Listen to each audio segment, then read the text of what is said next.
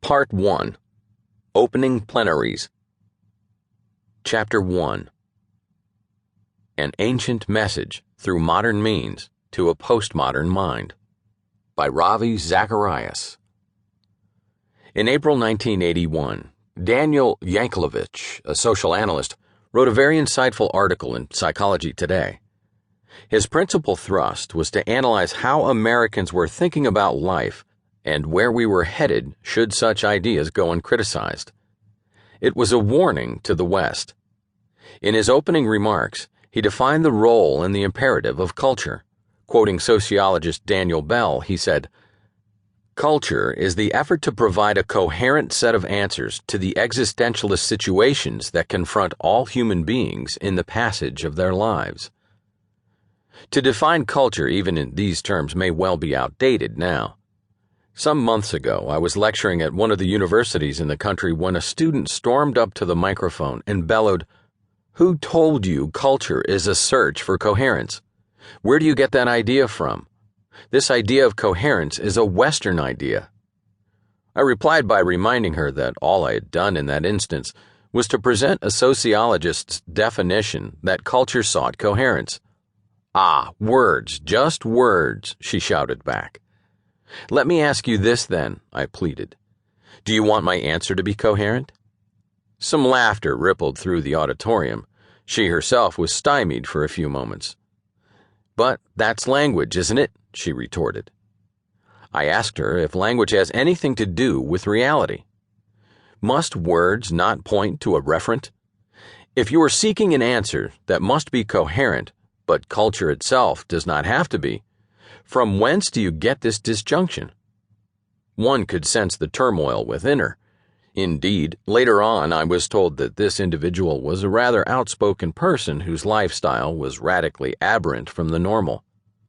Her struggle for coherence was rooted in her very physiological dissonance. This student may well be the quintessential postmodernist. Our bodies and proclivities are defining our reason for being. That is how intense I believe this struggle is becoming. Friedrich Nietzsche and Michel Foucault, both brilliant yet tragic figures, can be seen as the definitive bookends of the 20th century.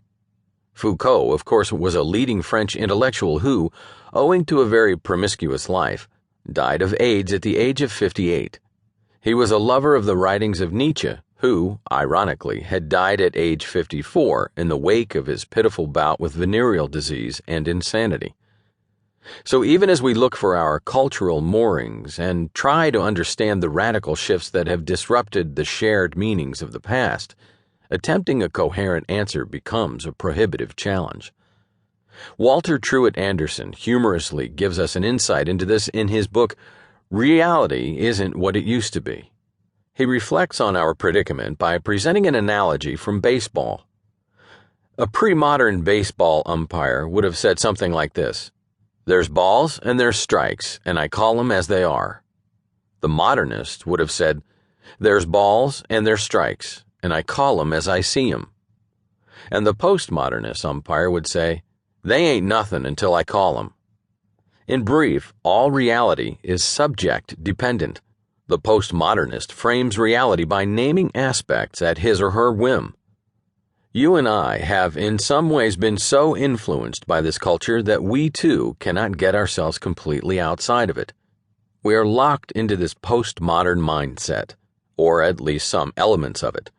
Perhaps the most radically affected of all are our children. If you talk to your teenager after a movie that your son or daughter wanted you to see, you suddenly hear comments such as, "I'm sorry, Dad, but I hadn't noticed all the bad language until you were sitting next to me."